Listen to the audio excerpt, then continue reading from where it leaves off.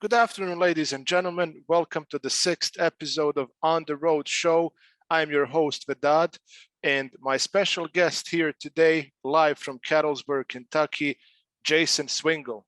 Jason, welcome to the show. How's it going over there? How are you today? I'm fantastic. How's it going, everybody? I think everyone is doing very well. Everyone has been impatiently waiting to see you today. How has the day been so far? We know that you're conducting some repairs over there, and from what I see, you're staying in a motel for now. How's it going for now? What's the plan, and what's the expected time of the fixes to be finished? I have a wheel bearing that went bad last night on the way to my delivery, so I found a local shop here. We'd like to go local as much as we can, Mhm. Help the little guy, but you actually find the better guys to fix equipment. So they're talking tomorrow morning. Hopefully get all their bearing in. So, and hopefully tomorrow afternoon will be picking up freight and delivering it somewhere again. Mm-hmm. Good. Let's hope all of that goes right. Ladies and gentlemen, for those of you who don't know, Jason has been with BHX since August 2020. He's 43-year-old and he lives in Dundee, New York. Is that right, Jason? Yes, sir. All right. Before we get to that part about driving, I want to give people the opportunity to get to know you a little more. So tell us a bit about yourself, Jason. Man, I'm a traveling fool. I just like traveling. I don't really like to be in one spot too long if I can help it. But East Coast, not so much anymore. I'd rather be in the Midwest or West Coast because people out there suck,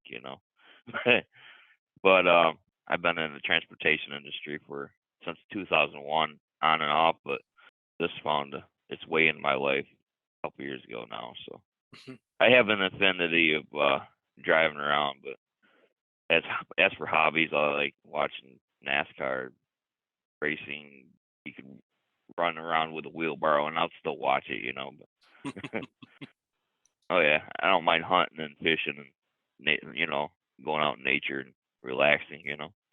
That's interesting. What was the last time you went for hunting and fishing? It's been a while, but I still like doing it. I'm never home, so I don't get to do that, But it's been 4 or 5 years since I went hunting, but I still like doing it, What's your favorite spot for fishing? I don't know. Back home, I like a little lake called the Puka Lake. Pretty good trout fishing and stuff over there. Interesting. But I'm a Bitcoin connoisseur now, of sorts. Mm-hmm. I like doing the cryptocurrencies and stuff. That's my main hobby now. Which cryptocurrency are you mostly following right now? Well, there's three. There's three of them: Bitcoin, Luna, and Atom. Those are the big three. You want to have those by the 2035. You got to have all of what you're going to do. Interesting. It sounds like you have some major plans right there, Jason. So that's good. I was gonna say when you mentioned fishing, I'm a passionate fisher. By the way, here in Bosnia we have a river called Drina. It's on the eastern border of our country, and regulations are a bit easier over there. And the place itself is just beautiful for fishing. It's fantastic. I'll share some photos with you later tonight about that. Moving on, Jason, you mentioned watching some of the sports, particularly you expressed interest in NASCAR, in racing. Any sports, any other sports apart from those? Like, what else do you have interest in? I like Yankees baseball since I was a little kid. Every once in a while, I'll dabble in some of that. I used to watch the Chicago Bulls, of course, when the reign of terror was going on with Michael Jordan, ruining the league. What about the NBA today? I don't watch it. Oh man, I can't get excited about it at all. I like football. I like watching Buffalo Bills. That's the home team. Yeah, I can't get excited about basketball anymore. They just ruined that, Right. Well, I mean, who knows? Maybe we'll succeed to bring you back to the NBA once again if things change, right? How do you, apart from the things that you have revealed to us about hunting and fishing, is there anything else that you do in your free time when you're not on the road? What else is in your schedule? My schedule is, I don't know, I got a girlfriend. She's kind of all right, I guess. But and then I like watching some guys on YouTube. Basically, just YouTube out and something else. I'm either And driving or I'm driving. right. And who is your favorite YouTuber, or maybe just a YouTube channel? Who do you follow the most? I like the Mighty Jingles is a pretty good one. I like watching him. He's pretty cool. He Do he you does games basically. Oh, games. Okay. We'll come back to Yeah, that in a moment. Do you follow Aldine on YouTube? yeah, I seen him. Yeah, I don't know if I follow him or not. Maybe, You need but to I get his subscribe, man. videos. Uh huh. You need to subscribe, man. Let's go back to games. You mentioned games. I've heard this from some drivers before. What is your favorite game genre? Like, what do you play the most? What kind of games? World of Warships, Blitz. I used to play World of Tanks a lot, but they're just not fair over there anymore. Their balance sucks. It's just World of Warships. But I play on. I made an error when I set the account up, so I'm on the European server. So I get to play with those guys over there. Fun. It's Those guys are cool.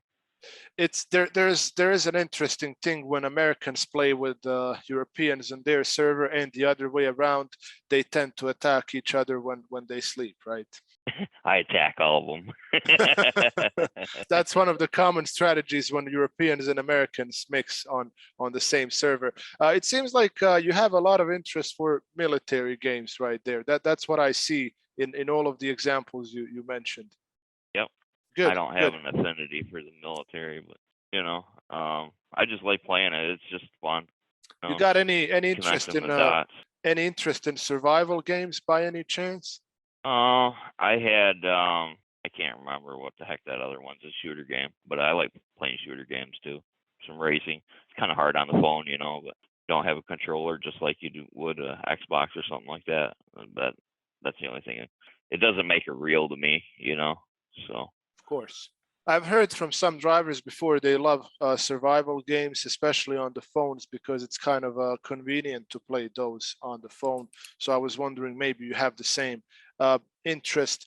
In any case, moving on, Jason, I want to get us back to the start of your driving career. Now, we know that you joined BHX in August 2020, but let's go to the very start of you and the driving profession. How did it all start? What made you choose this career, this job? well, here's how it all started. My dad had trucks years ago, just log trucks, wood trucks, stuff like that. So I've always been around them since I was 3 or 4. And 2001, I got my CDL, the truck driving school. I could have used one of the local log haulers, but I didn't want to do that. Wanted to set myself apart. And I worked for a lot of companies out there, different ones, job hopping and not happy or whatever. But I have found out I'm not one of those big company men. I'm one of those small company guys, and you don't get the money or the benefits with those guys, but you could find one that actually works with you, more like you. You can find somebody that's just like you. You're not just a number.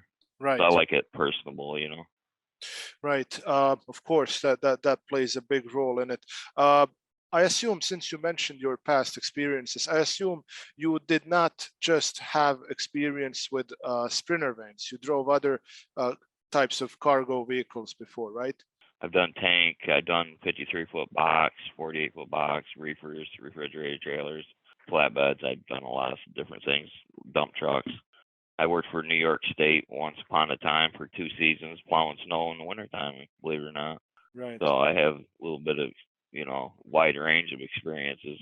I don't mind sharing them with people, especially if they don't have to go through the same, learning experience I did, so Mhm. they're not going to make as many mistakes. They're still going to make mistakes, but hopefully not the ones I made. Right, right.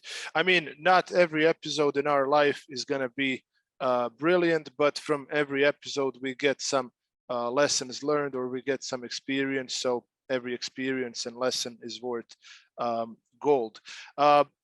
What do you love about this job the most? I know you mentioned traveling in the beginning, and being a driver is about adventure and visiting many places, especially when you work in a country such as United States. I mean, there is a lot to see, there is a lot of places to go to, but apart from that adventurous element, what else do you love the most about your job?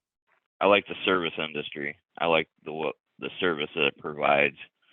Doing something for somebody that can't do it for themselves or doesn't have the time to do it for themselves. I like that part of it. I like being able to tackle the hard problems, because there's a lot of guys who can't tackle the hard problems out here. Like the hard problems are, how are you going to get something from this place to that place? It's kind of like eating a cake. You don't eat the cake all at one time, right? So what I mean by eating the cake is, okay, take 1,300 miles. You just, it'll overwhelm you. So this is how I think about it.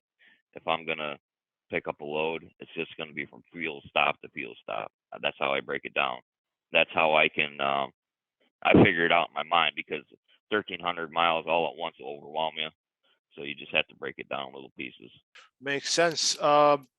We discussed the bright side. Now, what are the most challenging elements for you in this job? What poses the biggest challenge for you? People anymore. Yeah, I just can't deal with these people out here. They don't appreciate nothing, and they don't care about doing anything to anybody else. That's the biggest challenge. The motoring public, but anything else, I got that under control pretty good. But driving through cities and stuff like that, I like to go around them if I can. Right. When we say people specifically, who do we refer to? Is it the people who work on the sites? Is it the traffic? Is it just traffic? Mostly traffic. I don't have really any problem with the guys on sites and delivery pickups and stuff like that. But it's just the motoring public in general that make your life interesting. Yeah, indeed. I like the way you put that. I mean, in the world that we live in, this age, whenever you go out there in the traffic, you gotta keep your eyes open, not just for yourself, but for the people around you, because their actions influence us and our safety after all. Jason, it's gonna be 2 years in August since you've joined us, and we're about a little over 3 months away from that. You've been all over America with BHX. I want to ask you this. What was your favorite trip and why? My favorite trip would probably have to be going out to Seattle. I just love it out there, the atmosphere. Mm-hmm. Right. What makes the Seattle atmosphere? Well, it's kind of hard to explain, but Oregon and Washington, especially Washington, they have an awesome vibe about them. You're just kind of at peace. When you go out there, just the atmosphere just feels different. It's the feeling of the place. Right. But I like Montana and stuff like that. Anywhere Midwest, out west. Mm-hmm. I like to travel. Right. I mean, it's more expensive and whatnot, so it's kind of pick and choose your battles. Mm-hmm. What are the best memories that you keep to this day from, all of these loads that you have had? What was the best, most interesting thing that happened to you on the road? I don't know, actually. Oh man, just helping people every day, is a experience, so just get a new insight to people, if you can help them out or whatnot, Absolutely. Every day's a new day. Did you ever have a situation where your help was needed by someone out there, like you helped another driver or anybody in the traffic? Did that kind of stuff happen? All the time, I don't know. Everybody's needing something anymore, I guess. But, if you can help them. But helping a lady change a tire in the gas station when everybody else is walking by or something like that, I don't mind going on my way if I have the time. Very nice, man. Very nice of you. People would say a real gentleman, Mr. Jason here with us. Speaking of this, did you ever have, I mean, I assume you did because everyone sometimes meet other BHX drivers. Did you ever have a chance to meet other drivers from our fleet out there on the road? How many of them have you met so far, if that's the case? About 4 or 5 probably out of that 2 years. One the other day, he's a nice gentleman. I don't remember his name. Of course, John is his name in my phone, so. But yeah, he's a cool cat. How we have long some good ago? guys over here. I was in New York last, so just a couple days ago. Okay. Up in Buffalo. Right. How many of our, you said 4 or 5, how many of our drivers have you had a chance to get up close with, and what are the most interesting subjects that are discussed between drivers when you guys meet out there on the road? How's BH treating you? You know, that's the main focus. Like, how are you feeling about it? What do you think about this new app? What do you think about, you know, in general? I mean, BH is a high-paced business. You have to be the right kind of driver to be here. If you're not if you don't have the enthusiasm or what have you, they'll eat you up. That's just the way BH is, you know. Right. It's from your own doing in your own head, of course, but you know. Right. Speaking of, you mentioned how's BHX treating you. Are people happy with the way we treat them? Yeah, I'm happy with the way you treat me. So that's the good. question you're asking me. Yeah, I don't have good any to hear. complaints, you know. And as far as those, get past, right? You know, if you have any problems or whatever, you just get past it. You know, talk about it. Exactly. I like the fact that we talk about problems. We don't like to put things under the carpet and then just move on and, you know, forget about them and then eventually wait for things to explode at some point. We don't do that. We discuss things right away. That's good to hear, man. I'm very happy to hear that because driver satisfaction is very important to us. Now, Jason, like I said, in about 3 months from now, it's going to be 2 years for you in a company. I want to ask, you know, you have been with BHX for some significant amount of time now. What is your impression? You have seen a lot of development happen in BHX. What does it all look like from driver's perspective? You mentioned the application earlier. You know, there's a lot of things going on, a lot of things that we're working on. How does that improve your experience as a driver out there? How does it look like from your point of view? It kind of complicates it. Okay, I want to be honest with you. It complicates it because, okay, if you're a guy that likes to find your own loads, that's one thing. But if you're a guy that's used to the dispatching, you just get your dispatches and go. You know, you don't have time to sit there by the hour to look at a load. You know, because those time frames you don't have the whole story. You know, you guys have the analytics of what a lane's going to pay and whatnot. You know, we don't have any idea about that. You know, you have the experience of dispatching. That's your thing. I have the dispatch. You know, I don't have jack for dispatching experience. You know, do I want to do it? No. So I don't want to do it. So that's on you as far as I'm concerned. You know. Right. So we did kind of open up the possibility and or if you want to say opportunity for drivers who do want to book their own loads and have absolute full control over the process. Now, we do understand that analytics element is going to be somewhat absent because obviously the drivers wouldn't have that much of information about the market itself in order to fully understand every load they see out there. So we did think about that. There is a solution for that. There is an auto dispatch option. Once you go in the app, you have a way to enable or disable certain selections and states. So there is a way to set the distance, to set the minimum load pay. There are some filtering criteria is what I'm trying to say, and you just adjust those in order to match what you actually expect, and then we can find loads based on the recommended rates and our analytical information, just like we have been working on in the past, based on the filtering criteria that you have selected on the app. So that way, we're pretty much keeping the same way of how we worked before, but it's modernized in a sense that there is a much better presentation and much better way for you as a driver to select what you want and what your expectations are. And then we can find a load that's matching those needs specifically. Yeah, I see how all that works and stuff like that, but you basically, if you're a go-getter, you don't have time to sit in the truck stop and wait for a load.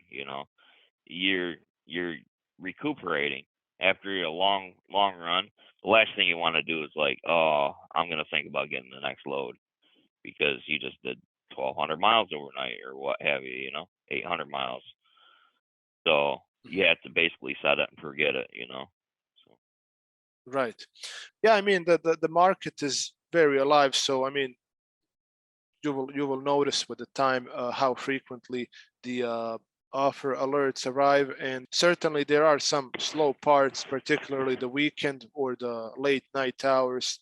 Those are the times when things tend to slow down a little bit, but all other periods of the week they're going to be very, very busy. I feel like it's going to open a lot more space to the people, a lot more room to maneuver their plans, to choose what they want to do, where they want to go, when they want to go, and to choose what the acceptable rate would be for the job they're about to do. We care about the satisfaction a lot, and so far, even though we had a great system before to come to the mutual understanding with drivers about their plans and about their needs, we feel like this move is gonna give more control to them with our assistant still involved just as much as it was before. So everything needs time. Obviously, in the beginning, it's going to pose challenge to us, to the drivers, but eventually, just like with anything else we have done in the past, it will be executed properly and everyone will just adapt nice. We'll do our absolute best to make that happen. Apart from the app, Jason, what other impressions do you have of the processes that we're conducting? Is there anything that you want to particularly separate from the story? Anything remarkable? And are there any challenges that you as a driver face and you would want us to do something in order to make those go easier for you? No, not really. It's just a young company, and with the young companies, you kind of have to learn to get up and walk. So you go from crawl to walk eventually, and you finally get the hang of it. So, when you can kind of crazy, but you can, just do it with them. You can learn along the way. We'll teach each other. So I don't mind sharing experiences and stuff like that with them, or them with me. So nobody knows everything, but I don't know. It's a good company, because I made it work for me. Not everybody's the same. Nobody Right. can go out there and ask me, hey, how do you like BH? Well, I like BH, but it might not be for you. Might have a different, pace you like to keep. I like to keep a fast pace.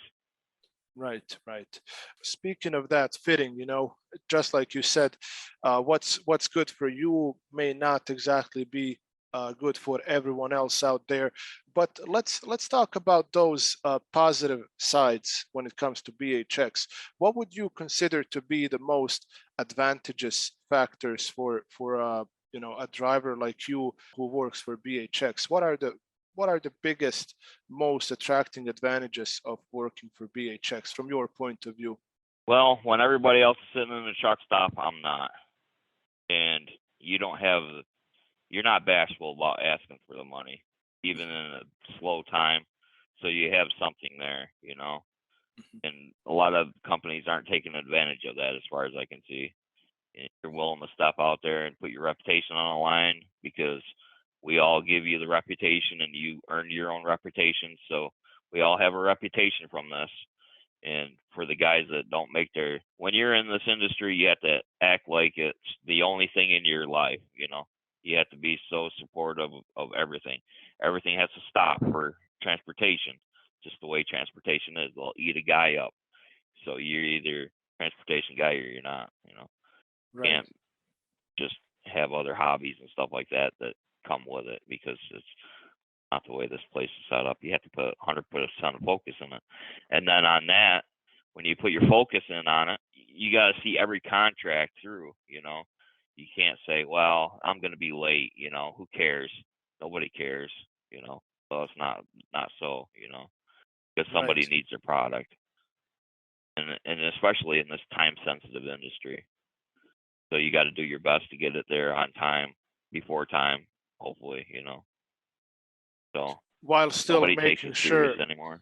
yeah, while you're still making sure that your driving and the way you get there is within the safety standards, obviously.